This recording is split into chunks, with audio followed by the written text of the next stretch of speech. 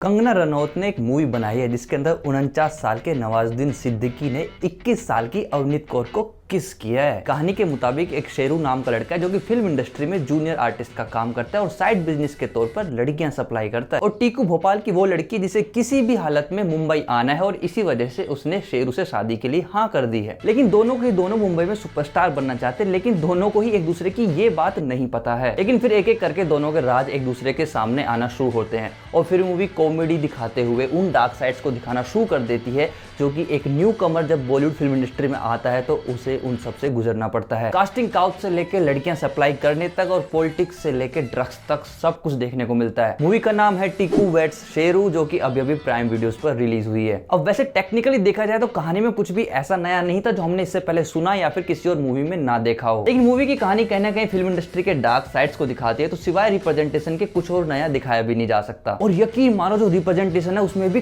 कुछ भी नया नहीं है, एक एवरेज मूवी की तरह ही है सब कुछ। लेकिन फिर भी बहुत से आर्टिस्ट को ये रिलेटेबल लगेगी और हम इस मूवी को कुछ हद तक एंजॉय करते हुए इसके क्लाइमैक्स का इंतजार करते हैं कि यार क्लाइमैक्स तो गजब का देखने को मिलेगा, आखिर इन सब चीज का सॉल्यूशन क्या निकलेगा। और जैसे ही मैंने इस मूवी के क्लाइमैक्स को देखा तो मैंने कहा यार मजे ही नहीं आए। क्लाइमैक्स बहुत ज्यादा सेंस बनाता ही नहीं है, बट फिर भी ये एक काम चलाऊ है और बोरिंग तो मैं इसे नहीं बोल सकता। लेकिन मूवी के अंदर कुछ बढ़िया पॉइंट्स और कुछ बेकार भी पॉइंट्स हैं। बढ़िया पॉइंट्स देख लेते हैं। मूवी में जब कॉम्प्लेक्स इमोशंस वाले सीन आते हैं तब नवाजुद्दीन सिद्दीकी की आवाज में हमें वो कॉम्प्लेक्सिटी फील होती है। इसके अलावा और भी बढ़िया पॉइंट्स यदि मैं आपको गिनाऊं तो वो है ही नहीं, हाँ नहीं है। अब बात करते हैं इस मूवी के नेगेटिव पॉइंट्स की, तो फिर चलो पॉपकॉर्न लेकर बैठ जाओ। अरे मजाक कर रहा हूँ, आदि पुरुष मूवी की बात नहीं हो रही। टीकू वेट्स शेरू मूवी के अंदर नेगेटिव पॉइंट्स हैं, लेकिन उनको गिनाया जा सकता है, अनगिनत नहीं है। First problem is casting problem. Nawazuddin Siddiqui की एज इस कहानी के मुताबिक जितनी मैं गैस कर पा रहा हूँ उस हिसाब से लगभग 30 के आसपास होनी चाहिए। लेकिन जितनी बार नवाजुद्दीन सिद्दीकी ने अवनीत कौर के साथ अपना फ्रेम शेयर किया है उतनी बार उनकी एज कुछ ज्यादा ही लग रही है। लेकिन कंगना मैम को आउटसाइडर्स के साथ मूवी बनानी थी और एक एडल्ट सीरीज भी देना था, साथ साथ लड़कियों के मुंह से गाली बुलवानी थी, तो मेरे हिसाब से अवनीत कौर से बेटर उन्हें कोई ऑप्शन नहीं मिला होगा। सच में नहीं मिला था क्या? मूवी का बजट है पूरा 35 करोड़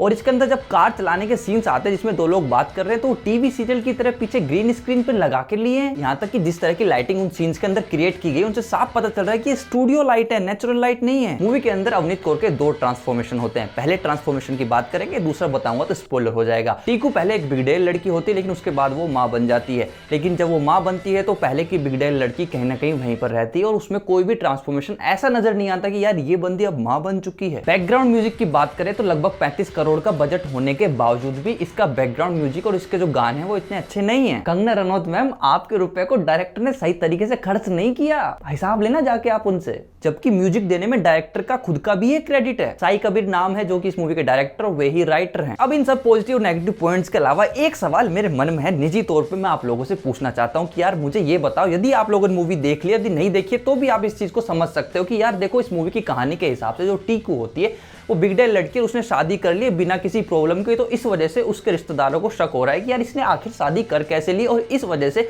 उसकी छोटी बहन को उसके साथ भेजा जाता है कि ये कुछ दिन तक नजर रखेगी। लेकिन भाई साहब वो भोपाल से मुंबई चले जाते हैं और वहां तक की लड़की के बच्चा हो जाता है। बच्चे होने के बाद भी कुछ हफ्ते हो जाते हैं और वो बंदी अभी तक वही है।